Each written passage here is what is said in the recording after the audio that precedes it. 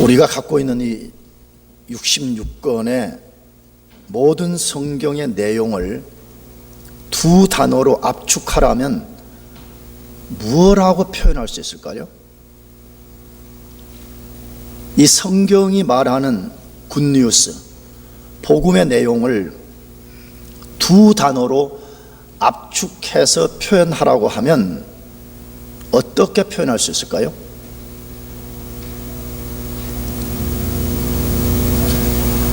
성경의 핵심적 내용은 은혜와 평강입니다. 하나님의 은혜와 평강입니다. 그래서 성경을 연구하는 많은 사람들은 이 표현에 동의하고 있습니다. 이걸 좀 과격하게 말하면 성경을 기름틀에다 넣고 꽉 짜면 뭐가 나올까? 은혜와 평강이라는 기름이 나온다라고 표현할 수 있다는 것입니다. 그렇다면 왜 복음의 핵심을 그렇게 표현할 수 있을까 하는 것입니다. 왜 하나님의 은혜와 하나님의 평강이라고 표현할 수 있을까 하는 것입니다.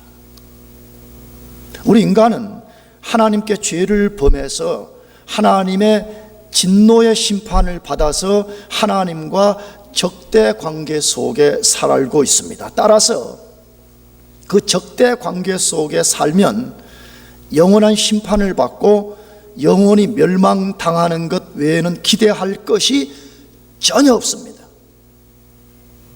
그런데 그런 인간들이 하나님과 모든 적대 관계를 청산하고 그분과 다시 평화롭고 그분이 주시는 모든 부요함을 누리는 관계 속에 살 수 있게 되었습니다. 이것을 히브리 말로는 샬롬 그렇게 말합니다. 우리 말로는 그것을 평강이라고 말하는 것입니다. 그러므로 평강은 단순한 영어 피스의 개념을 훨씬 넘어서 모든 적대 관계가 사라져버린 상태를 말하는 것입니다. 그래서 내가 새벽기도에 잠깐 말씀드렸지만 이 적대 관계가 사라진 샬롬을 가장 잘 소개하는 성경 중에 하나가 이사야서입니다. 그 이사야서 보게 되면 앞으로 메시아가 통치하는 완전한 주님의 나라가 임하면, 샬롬의 나라가 임하면 어린아이가 독사굴에 손을 놓고 장난을 쳐도 물지 않는 나라가 올 것이고 어린 양이 이리와 함께 풀을 뜯는 그런 나라가 올 것이라고 표현되어 있습니다. 무슨 말이죠?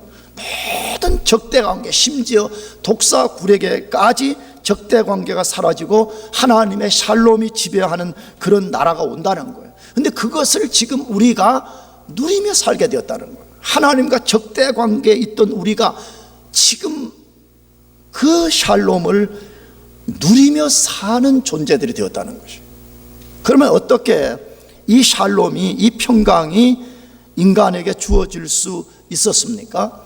그것은 하나님의 전적인 은혜 때문이었습니다. 그것은 오직 하나님의 은혜, 오직 하나님이 베푸시는 은혜 때문이라고 말씀하고 있습니다. 하나님의 은혜가 무엇입니까? 하나님이 전적으로 인간들에게 공짜로 베풀어 주시는 호의인 것입니다. 이걸 조금 더 다르게 말하면 하나님이 불쌍한 인간들에게 인간들의 어떤 선한 행위와 공로에 근거하지 않고 홀로 인간들을 그 불쌍한 상황에서 건져내 주시고 하나님의 놀라운 부요에 참여하게 해 주신 것, 그것을 은혜라고 말하는 것입니다.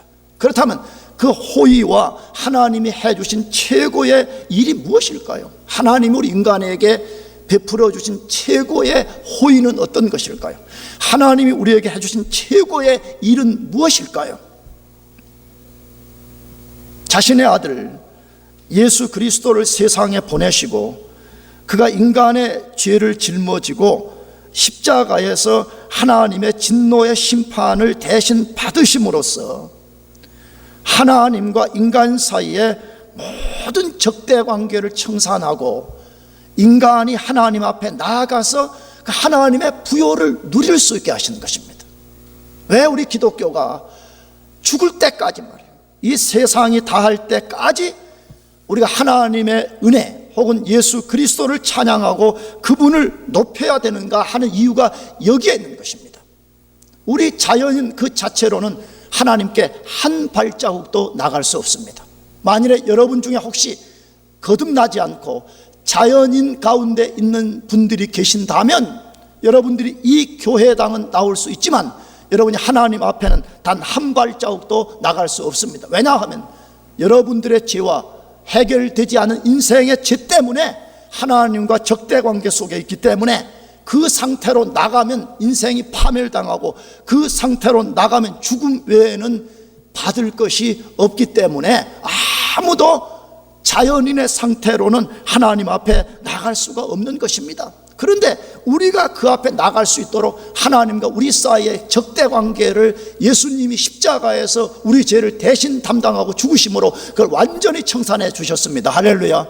그러므로 인간의 죄, 하나님과 우리 사이에 있는 이 크고 상상할 수 없는 이 적대관계는 인류의 가장 큰 난제입니다. 인류의 난제는 인간이 무슨 화성에 못 가고 목성에 못 가고, 미안해요, 여러분들이 무슨 논문 하나를 발표하지 못하고 그런 문제가 아닙니다. 인류의 난제는 우주의 창조주요 심판자이신 그 하나님과 인간이 죄 때문에 적대관계에 있는데 인간 스스로는 이것을 해결할 수 없는 인간 스스로의 난제 속에 있다는 것이에요. 이것을 하나님께서 그의 은혜로서 이것을 완전히 깨뜨려 버리시고 인간이 하나님께 나아갈 수 있게 해주신 것입니다. 그러므로 하나님의 은혜는 세상의 그 어떤 것과 비교할 수 없는 가장 강력한 세력인 것입니다. 우리는 은혜라는 말을 많이 씁니다. 은혜는 또한 추상명사이기 때문에 그래 좀 감정이 찡하면 좋고 노래 몇 곡 불러서 좋으면 은혜 받았다, 물론 그것도 은혜의 한 요소가 틀림없습니다. 그러나 성경이 말하는 은혜는 그런 차원을 훨씬 뛰어넘는 것입니다. 인간이 해결할 수 없는 난제를 해결해내는 것, 인간 스스로가 깨뜨릴 수 없는 강력한 죄의 세력을 깨뜨리는 강력한 하나님의 힘이라고 말하고 있는 것입니다. 그러므로 인간들이 무엇을 의지하고 살아야 되는지 자명합니다. 우리가 무엇을 기대하고 살아야 되는지가 자명한 것입니다. 그것은 하나님의 은혜만을 사모하고 의지하고 살아야 되는 것입니다. 왜냐? 다시 말씀드리잖아요. 인간의 난제는 하나님의 은혜로만 해결할 수 있기 때문에 그렇습니다. 믿습니까? 그렇다면 예수 믿고 난 후에도 우리 인생에 수많은 난제들이 있지 않아요? 그것을 해결할 수 있는 유일한 길은, 유일한 수단은, 유일한 방법은 하나님의 은혜뿐이기 때문에 그런 것입니다. 그러므로 우리는 부지런히 제발 사슴이 시냇물을 찾듯이 갈급한 심령을 가지고 하나님의 은혜를 사모하고 은혜를 제발 구해야 됩니다.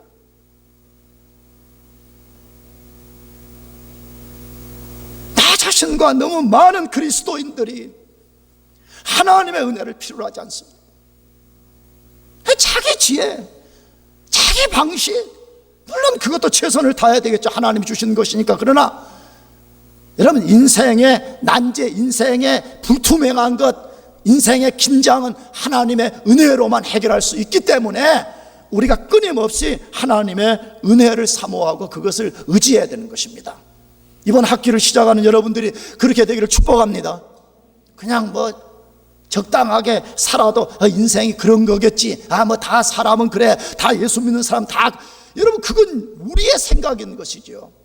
만일에 우리가 하나님의 은혜를 깊이 사모하고 우리가 그 은혜에 완전 사로잡힌다면, 내가 지난주에 말씀드린 대로 우리는 지금까지 한 번도 그렇게 살아본 적이 없는 전혀 다른 삶을 살 수가 있을 것이고, 우리는 우리 스스로 발버둥을 쳤지만 해결할 수 없는 인생의 난제를 해결한 역사를 경험하게 될 것입니다.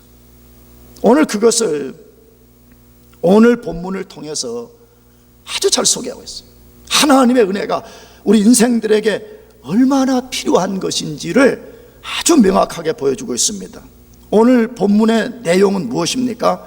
요셉이 그를 찾아온 자기의 형제들에게 베푼 사랑의 내용입니다. 그 형제들은 아직 요셉이 자기 동생이라는 것도 모르고 온 거지요. 요셉 입장에서 볼 때에 자기의 형제들인 것을 알아차리고 요셉이 그 형제들에게 사랑을 베푸는 내용을 통해서 우리 인생은 절대로 하나님의 은혜가 필요하다는 것을 극명하게 보여주고 있어요.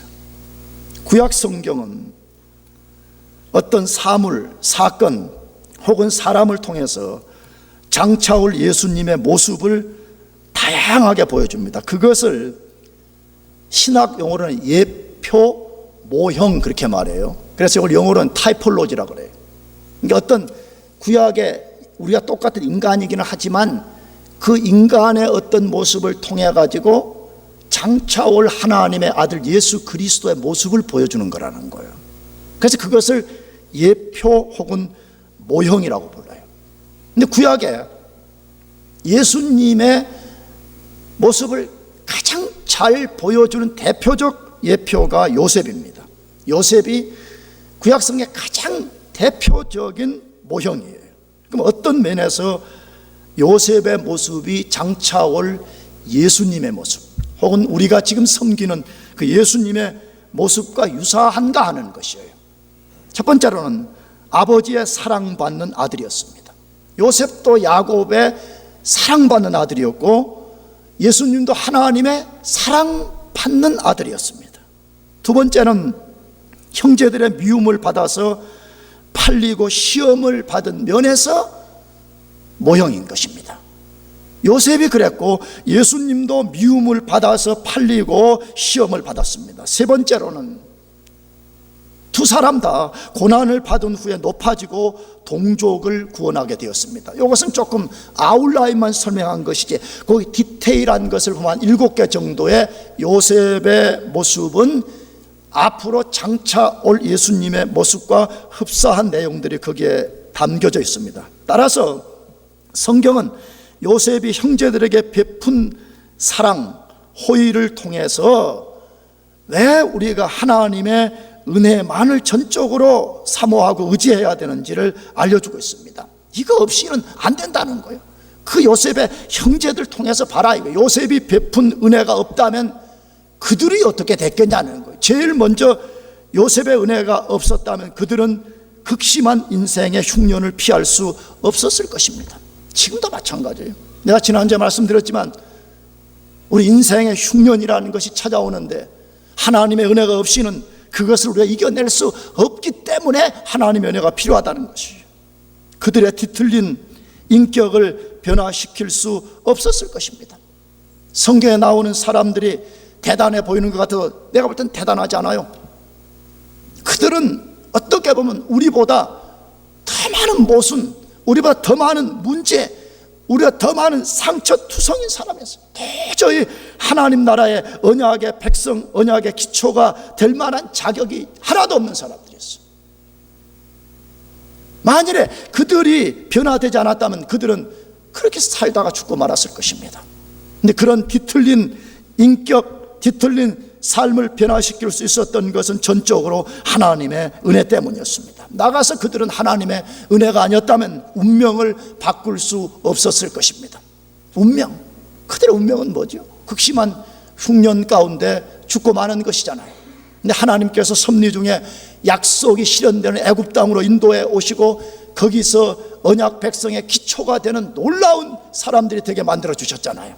이 모든 것 하나하나가 하나님의 은혜가 아니었다면 해결할 수 없었다는 거예요.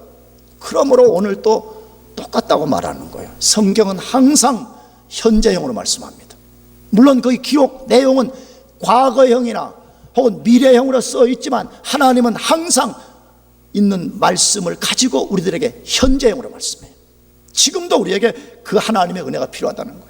너 인생의 난제를 진짜 바꾸고 싶다면 하나님의 은혜를 사모하라고 말해요. 그것을 의지하라고 말해요. 그렇다면 왜 우리가 하나님의 은혜만을 사모하고 의지해야 되는가 하는 것이에요. 첫 번째로 우리를 하나님의 집에서 누릴 수 있게 해주기 때문이라는 거예요. 하나님의 은혜만이 우리를 혹은 모든 인생들을 하나님의 집에 거하게 하시고 하나님의 집의 모든 부요함을 누릴 수 있게 해주기 때문이라 그렇게 말씀해요. 다른 말로 하면 하나님 은혜 아니면 하나님 앞에 못 나간다는 거예요. 하나님의 집에 거할 수 없다는 거예요. 아까도 말씀드렸지만 예배당까지는 나올 수가 있지만 하나님 앞에는 단 한 사람도, 단 한 발자국도 그 앞에 나갈 수 없기 때문이라는 거예요. 그래서 하나님의 은혜가 아니면 안 된다는 거예요. 그것을 오늘 본문 창세기 43장 16절에서 17절에 말씀합니다. 요셉이 베냐민이 그들과 함께 있음을 보고 그 청지기에게 이르되 이 사람들을 집으로 인도해 드리고 짐승을 잡고 준비하라. 이 사람들이 오정에 나와 함께 먹을 것이니라. 그 사람이 요셉의 명대로 하여 그 사람들을 요셉의 집으로 인도하니라고 되어 있습니다. 뭘 지금 소개하는 말씀 같아요? 요셉은 그의 형제들이 가나안 땅에 갔다가 이제 다시 양식 얻으러 돌아왔는데 보니까 그들이 베냐민을 데리고 온 것을 보았습니다. 그 제일 먼저 자기 종에게 명령을 내렸어요. 뭐라고? 내가 점심때에 이들과 함께 내가 밥을 먹을 거니까 이들을 나의 집으로 다 인도해 드리고 너는 지금부터 음식을 잘 준비해서 오정에 그를 만날 수 있게 준비하라. 그렇게 되어 있습니다. 무엇 다루지요? 요셉이 그 형제들에게 큰 은혜를 베푸는 내용입니다. 우리는 당연히 형제들이니까 당연히 대접받아야 되겠지. 그러면 성경을 잘못 읽고 있는 거잖아요. 요셉의 형들은 요셉에게 그런 대접을 받을 자격이 없는 사람들이었습니다. 그들은 과거에 요셉을 철저히 미워했고 요셉을 구덩이에 던져놓고 살려달라고 애원할 때 아주 매몰차게 뿌리치고 그들은 그 곁에서 음식들을 나눠 먹었던 아주 비정한 사람들이었습니다. 만일에 인간적으로 생각하면요, 그 형제들을 잡아다가 다 감옥에 거두든지 아니면 죽여버려도 될 수 있었습니다. 그랬음에도 불구하고 요셉은 그들을 자기 집으로 인도해 드렸다라고 되어 있습니다. 그래서 본문에 자기 집으로 인도했다, 집으로 인도했다라는 말이 본문 안에 4번 반복돼요. 거기 16절에 17절에 18절에 24절에 그들을 요셉 집으로 인도해 드렸다 라는 말을 반복하고 있습니다. 뭘 말하고 싶은 거예요? 요셉이 도저히 그런 은혜, 그런 호의를 받을 자격이 없는 자들에게 은혜 베풀었음을 강조하고 있는 것이에요. 여러분, 곡식 얻으러 온 가난한 인생들 눈길 안 줘도 아무 문제 없습니다. 그런데 애굽의 2인자, 우리가 상상할 수 있지 않겠어요? 얼마나 큰 집, 얼마나 호화로운 집을 지어놓고 도저히 그런 집에 들어갈 자격이 전혀 없는 그들을 오늘 요셉이 인도해 드렸다라고 4번씩이나 강조하고 있는 것입니다. 그들이 요셉으로부터 그런 대접을 받을 수 있는 유일한 한 가지 이유가 있다면 요셉이 베푼 은혜 때문이었습니다. 은혜 때문에 그들이 그러한 대접을 받을 수 있게 된 것입니다. 우리도 주님 앞에서 똑같은 처지입니다. 우리 자신의 자격으로는 하나님 앞에 아무도 설 수가 없고 하나님의 집인 그 나라에 들어갈 수 없습니다. 많은 사람들이 예수 믿고 나면 착각하는 게 그거예요. 왜 예수 믿고 교만해지는지 알아요? 왜 예수 믿고 나처럼 목사들이 교만해지고 왜 성도들이 참 예수 믿을 때는 그렇게 순전하고 겸손하고 순수하고 정말 남녀가 참 사랑에 빠진 것처럼 그렇게 주님을 사랑하다가도 왜 시간이 점점 지나가면 그런 사람들이 괴물로 바뀌냐는 것이에요. 착각하는 거예요. 뭘 착각하죠? 나는 원래부터 좀 하나님이 선택하기에 충분한 자격이 있었기 때문에 나를 선택했구나, 이렇게 생각하려는 거예요. 내가 하나님 보좌 앞에 충분히 설 수 있는 지혜와 지식과 능력이 있기 때문에 하나님이 날 필요해서 나를 세웠구나, 이렇게 생각하기 시작하니까 그때부터 마음속에 헌불이 사라져버리고 교만이 지배하기 시작해가지고 사람들이 괴물로 바뀌기 시작하는 것입니다. 그러나 성경은 분명하게 말씀합니다. 우리가 하나님의 은혜가 아니면 우리는 그 앞에 설 수 없다고 말씀합니다. 우리가 하나님 앞에 나아가서 찬양하고 기도하고 말씀을 들을 수 있고 그의 보좌 앞에서 쏟아지는 은혜를 우리가 주워 먹을 수 있는 것은 오직 그의 은혜 때문이라고 말씀하고 있는 것입니다. 그런데 요셉의 은혜로 요셉 집에 들어간 형제들의 반응이 이상합니다. 그들이 그 집에 들어가서 이상한 반응을 했어요.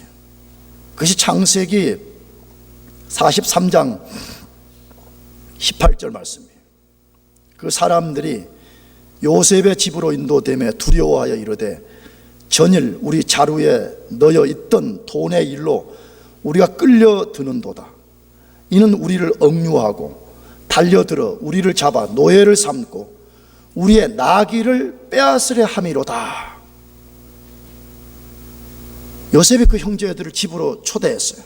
초대를 받고 들어간 형제들이 의심하고 큰 오해하고 두려워하고 있다고 말해요.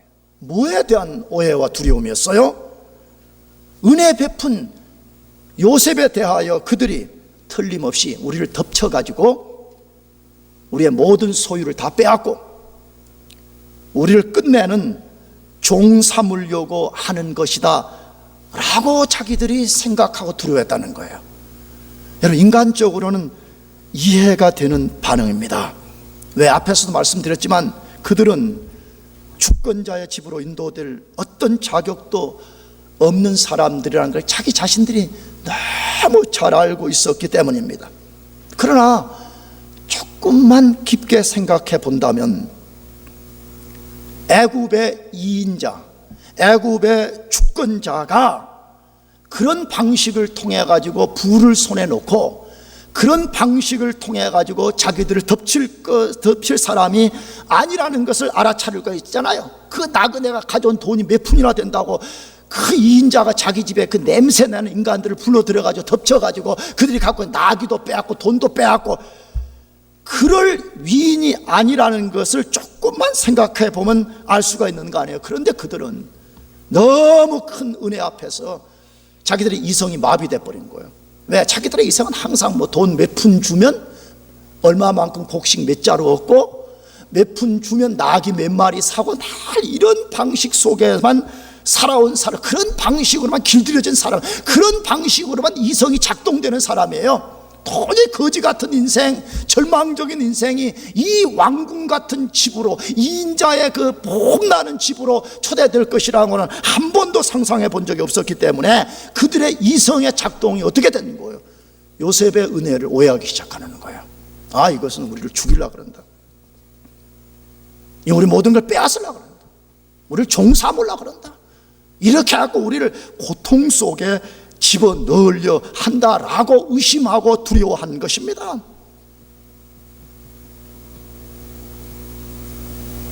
그런 요셉의 형들의 모습이 혹시 우리들의 모습이 아닌지를 살펴볼 필요가 있습니다. 우리는 하나님의 큰 은혜를 입은 사람들입니다. 믿습니까? 왜? 예수를 믿으려면요, 내가 자주 말씀드렸어요. 예수는 우리 스스로의 힘으로 믿어지는 것이 아니에요.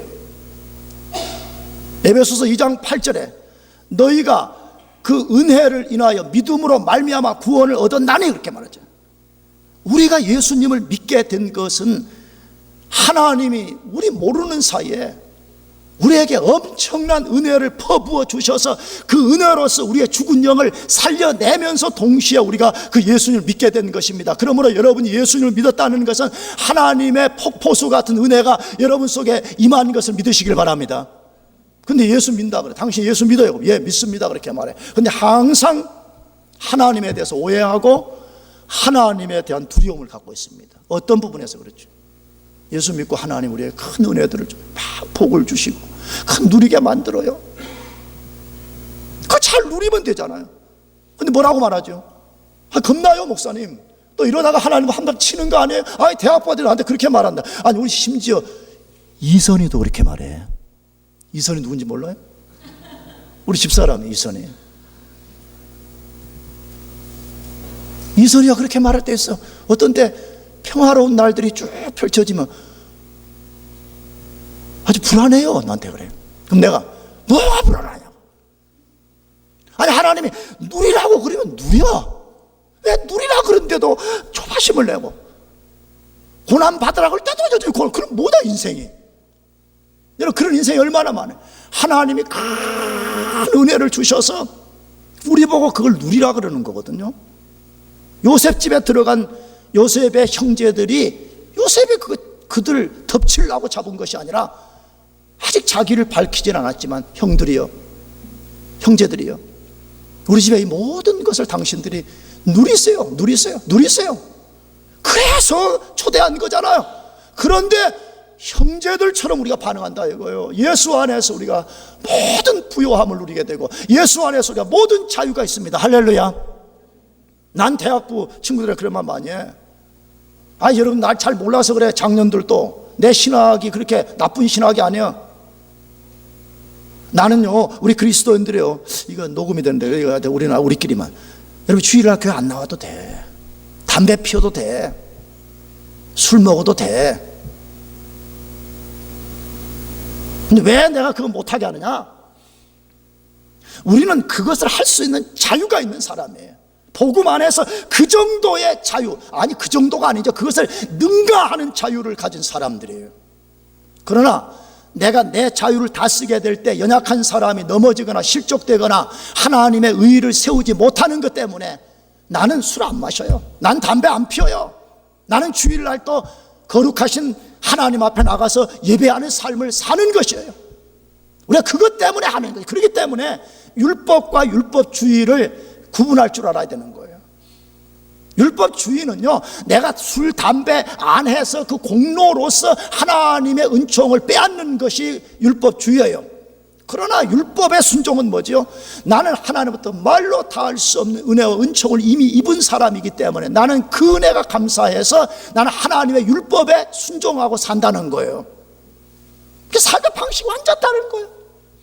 율법주의를 쫓는 사람은 늘 두려움과 염려와 근심과 의심 속에 요셉의 형제들처럼 사는 거예요. 그러나 하나님의 은혜가 무엇인지를 깊이 알고 율법에 순종하는 사람은 엄격함이 있지만 그 속에는 강물 같은 자유가 흘러가는 것이에요.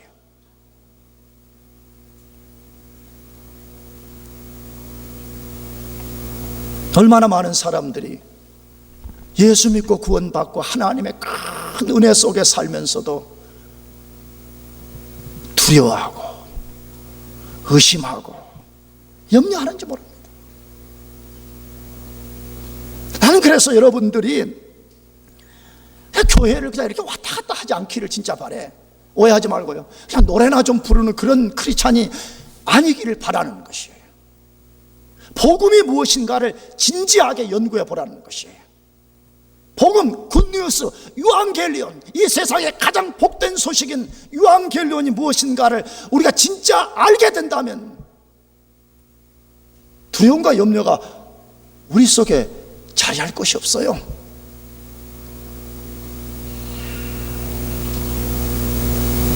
성경을 공부하지 않아요.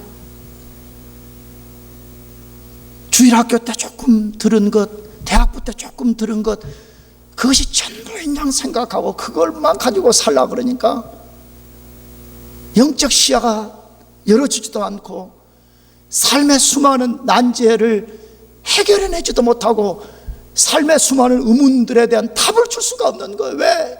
인생의 난제는 너무 복잡한데 성경을 아는 것은 너무 제한되어 있기 때문에 제한된 내용을 가지고 그것을 의미 해석이 안 되는 거예요.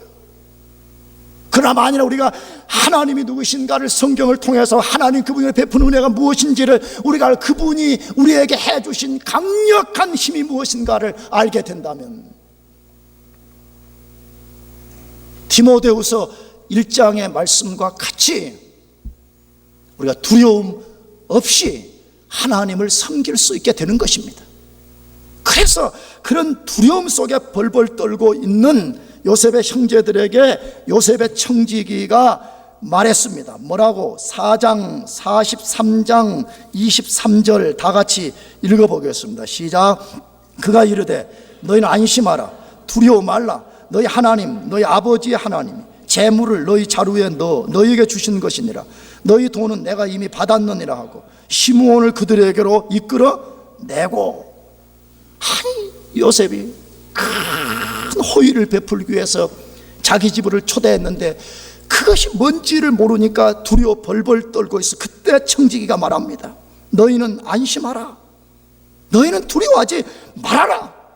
너희 자루 속에 넣은 그 돈은 하나님이 주신 거라고 말하잖아요. 뭐 말하는 거지요? 너희 속에 지금 하나님의 은혜가 이미 임했다는 거요. 너희는 그것을 좀 알고 그것을 누리라는 거예요. 왜 벌벌 떨고 있냐? 생각해봐라. 우리 주인 요셉이 너희 같은 거렁뱅이들을 왜 이 고귀한 집으로 초대했는지 생각해보라는 거예요. 너희 알량한 몇 푼되는 그 돈 빼앗기 위해서 너희 타고 온 냄새나는 나귀 그거 빼앗으려고, 그런 것이 절대로 아니라는 거예요. 많은 그리스도인들이 복음에 대한 이해가 없기 때문에 말은 안 하지만 마음속에 요셉의 형의 두려움 속에 있는 거예요. 이 축복 빼앗기지 않나? 이 은혜 내일 중단되지 않나? 이 멋진 삶 내일 중단되지 않나? 항상 염려하는 것이에요. 성경 아니라고 말해. 성경은 하나님이 우리를 구원하신 것은 하나님의 그 광대한 은혜 속에서 그것을 누리라고 우리 구원한 것입니다.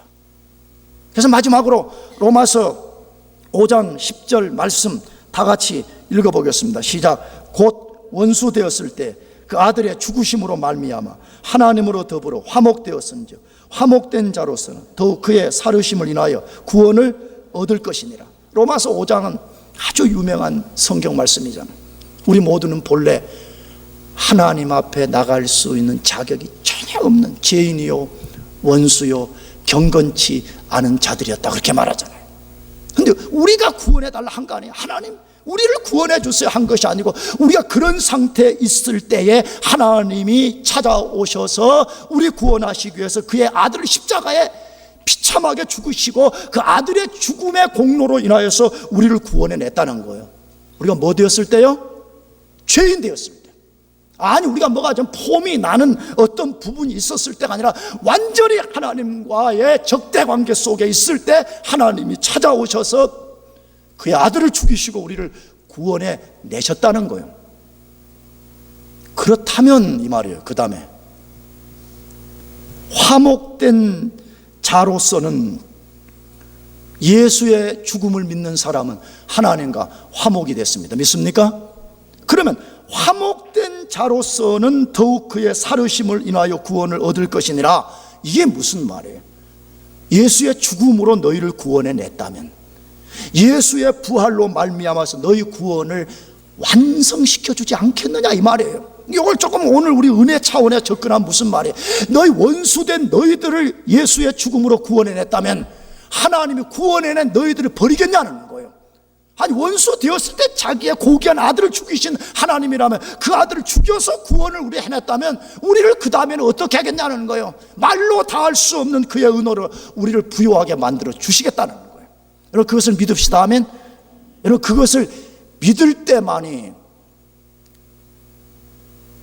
우리가 두려움 없이 하나님을 섬기고 하나님 앞에서 하나님의 것을 누리고 우리가 마지막 날 영원한 그 집에 들어가서 우리가 그것을 누릴 수 있게 되는 것입니다.